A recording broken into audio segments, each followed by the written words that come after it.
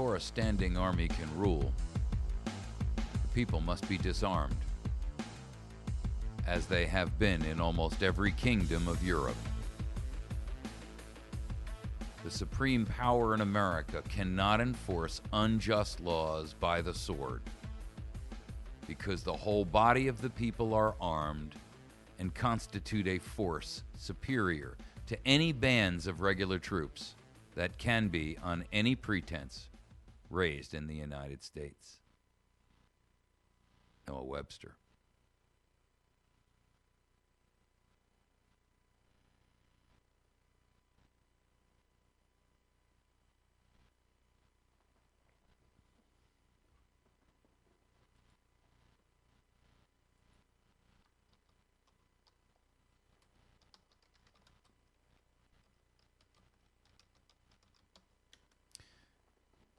We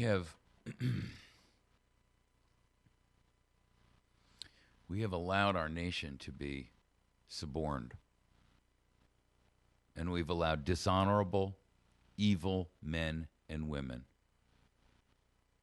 to be placed into positions of authority over us. We have voted in our slave masters, and they have appointed overseers.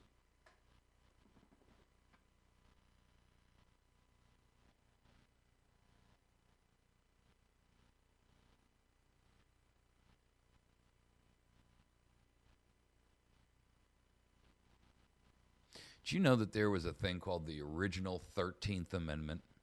Not the one that you hear about. This was called the Title of Nobility Amendment. And it was specifically designed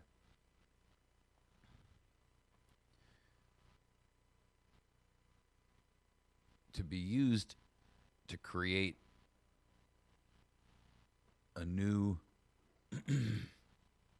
title, a new label. That label is dishonorably discharged. It was ratified as part of the Constitution of the United States until it was stripped and removed. As far as 1868, I believe, is the last date I ever saw it. And it was in a book. It was published and distributed talking about Constitution and government and the forms of it, even here in my own state of Missouri. Here's what it says.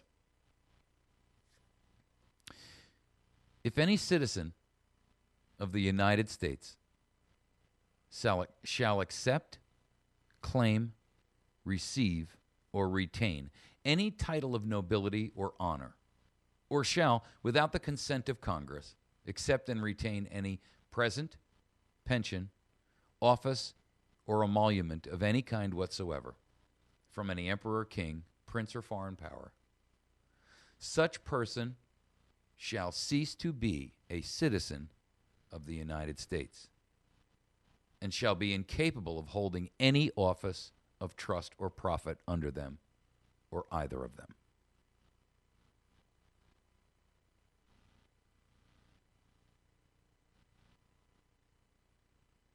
Premise behind that, and I want you to understand the really important aspect of it, because it's not just accepting a title of nobility. See, the premise behind accepting a title of nobility is that you have betrayed the nation which you are a member by accepting a title from a foreign government or a king or an emperor or a foreign power, and that you then owe your allegiance to an alternate body that is not made up of your own countrymen.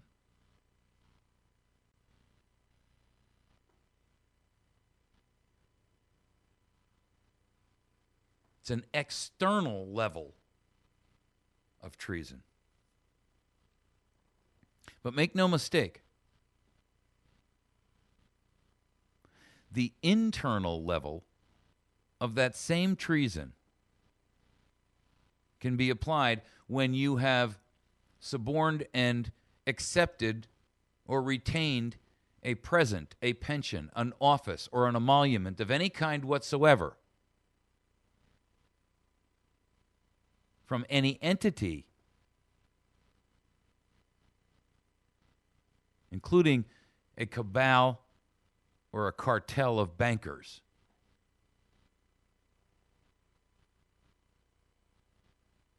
Or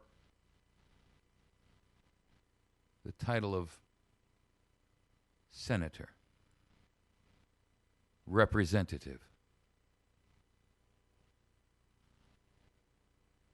When you accept a 10 or a 15 or a 50 or $100,000 from the likes of a Google, Microsoft, IBM, Boeing, SmithKline, Pfizer, Monsanto, is it any different?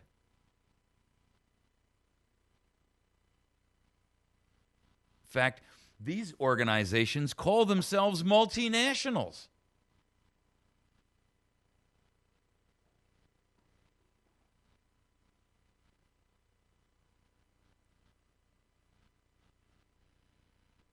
So take out the center of the first sentence and replace it. It should read something more like this. If any citizen of the United States shall accept, claim, receive, or retain a title of nobility or an honor, a bribe, shall betray their own citizens and their constituents in favor of a corporatocracy, shall utilize or abuse or misuse the power and authority delegated to them, shall fail to protect and defend the borders,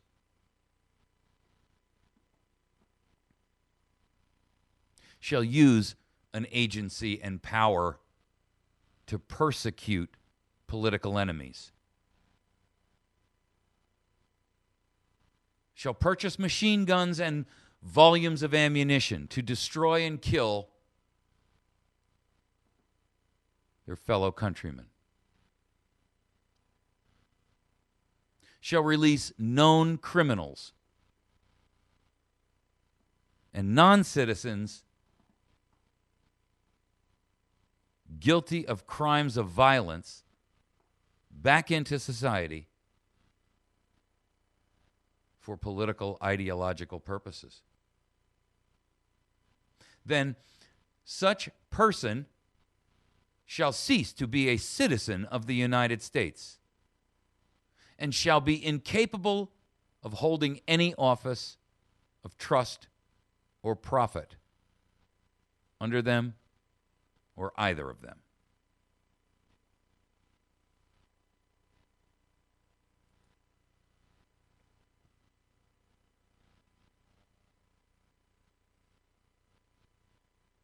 See, the truth is,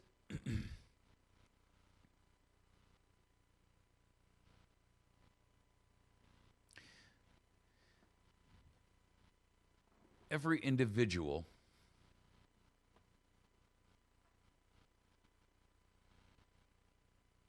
that is currently holding elected office in the nation is guilty.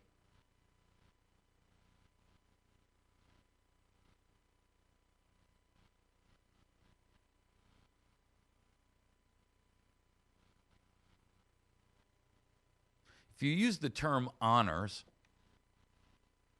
and you would include the idea of immunities and pensions and bribery via campaign contributions that come from anything other than an actual living, breathing individual, single unit citizen than every government employee, especially every elected employee, comes under fire.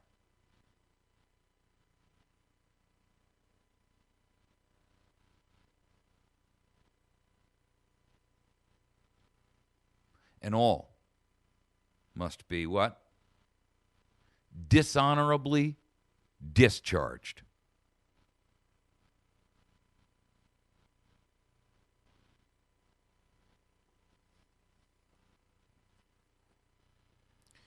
There are none.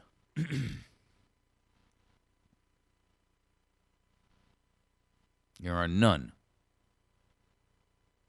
in our federal government that can or should be left in a position of authority. I don't care how freshman a congressman or senator. I don't care how recent an appointment to an agency.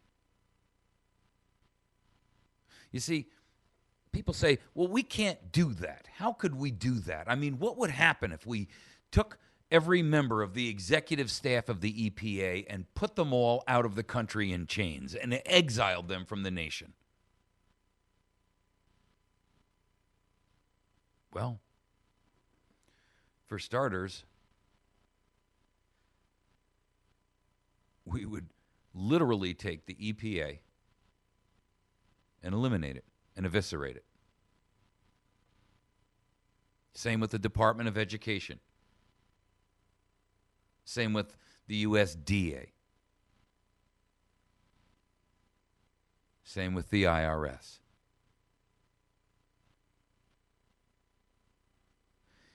It's too big a paradigm shift, you say.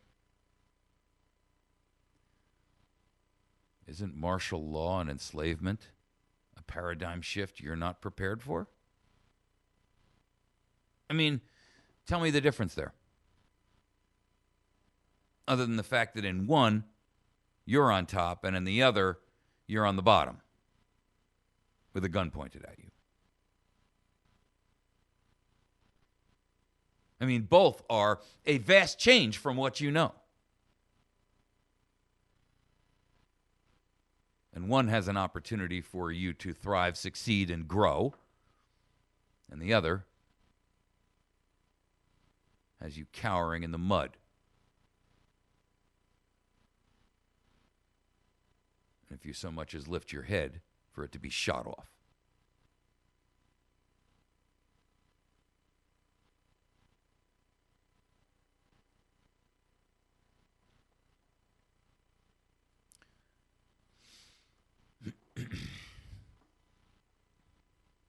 America, there's nothing left for you to fear. Because all of your fears have been realized. The nation has collapsed. Fiscally, spiritually, emotionally, sociologically, politically. We're done. We're bankrupt. Your slave masters are in place. Vying for chairs, yes, but of course, I mean, that's a squabble amongst the elite. The places have been set.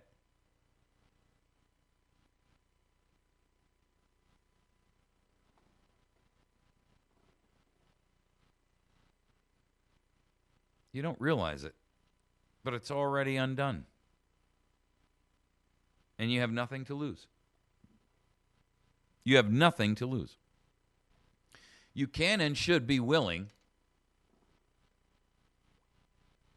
to do whatever it takes to survive.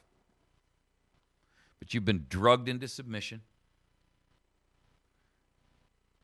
You've allowed yourself to be fooled, hoping beyond hope that this time you're going to actually find the marble under the walnut shell.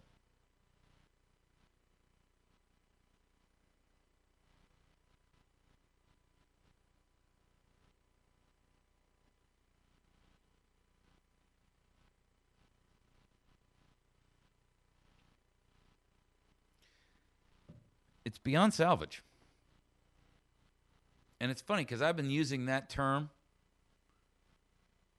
got to be 10 years now. We are beyond salvage. There's no political salvation. There's no amount of voting that you can do that's going to change anything. We hear about Article 5. I'm a strong believer that Article 5 could work. But we don't have the time. We waited too long.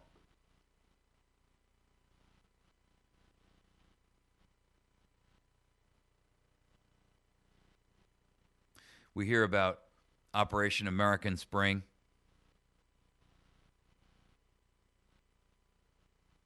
But I can't trust the people who have set it up.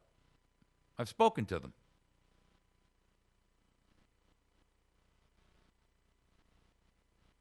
I mean, their second in command is a Defense Department employee. And their primary guy is an ex-NSA spook. Hello.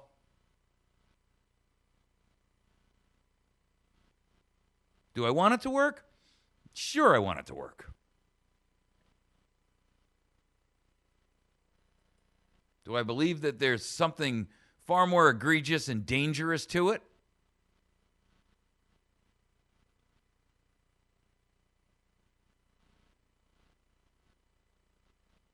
Yes.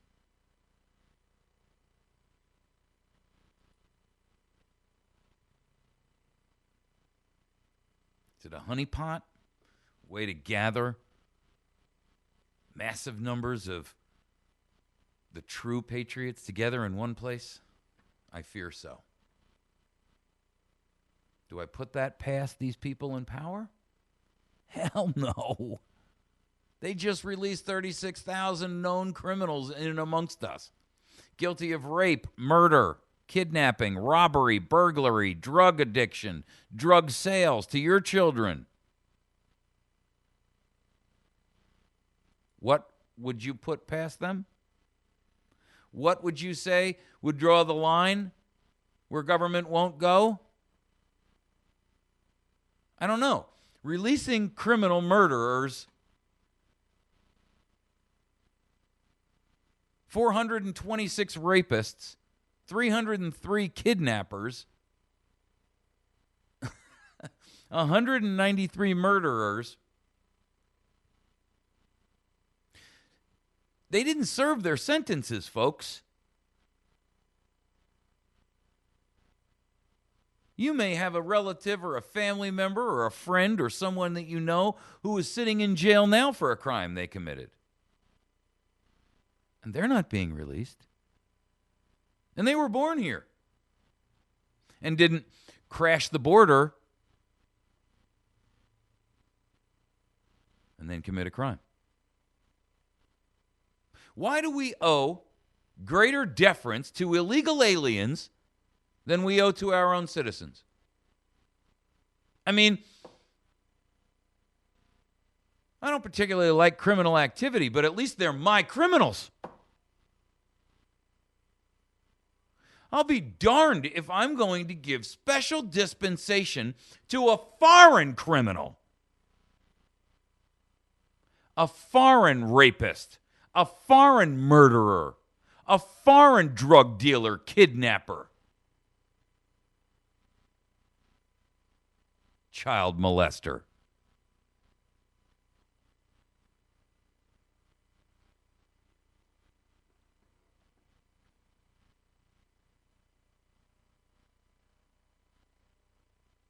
What government, based upon this one incident alone, we can discount Benghazi and IRS. We can discount the EPA and their murderous rampage against their own nation and private property rights. We can discount the Fast and Furious scandal and the treason of Eric Holder. Just based on this one action alone. Every person in the federal government should be removed and dishonorably discharged.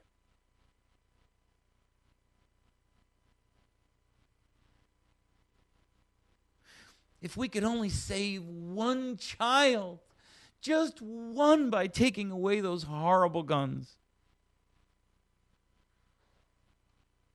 How many times have we heard that cry?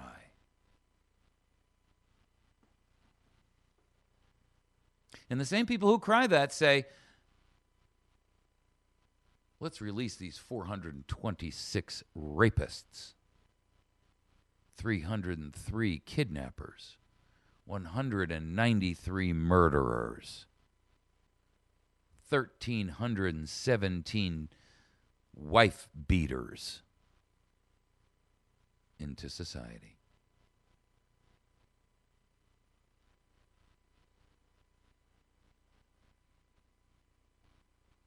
If you want to save just one child, why would you release 1,317 domestic violence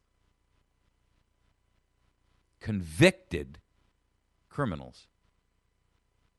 Are you saying that all of those were husbands and wives beating each other, not children? How about the 193 dead at the hands of the murderers that were released? If we could just save one, just one.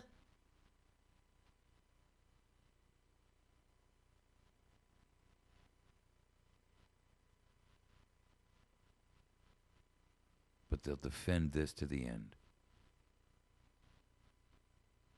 100 a day.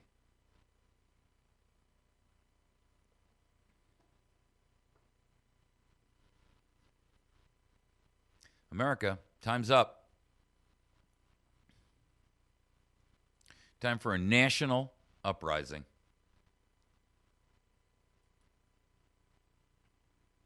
National uprising. Go read the article I've posted up there, the plan to take back America. Place all state and federal capitals under civil disobedience siege. No more fear, no more hiding in the shadows.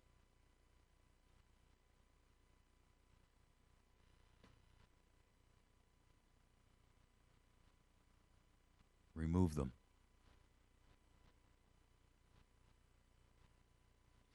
Still, if you will not fight when you can easily win without bloodshed,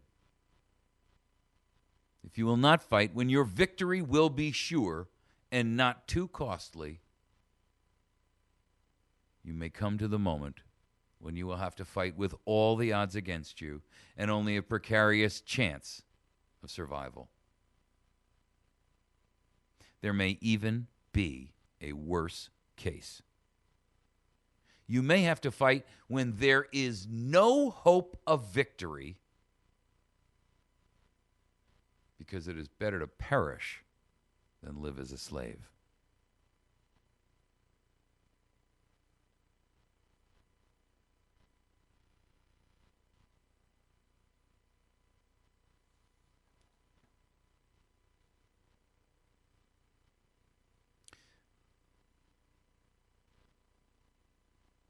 The only thing we have left, ladies and gentlemen,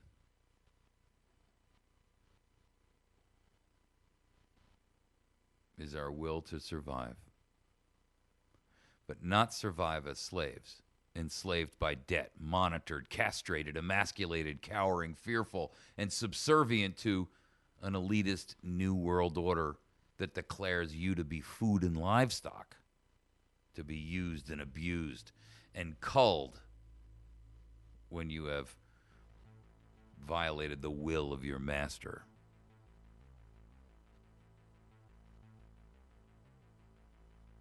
But the will to live free.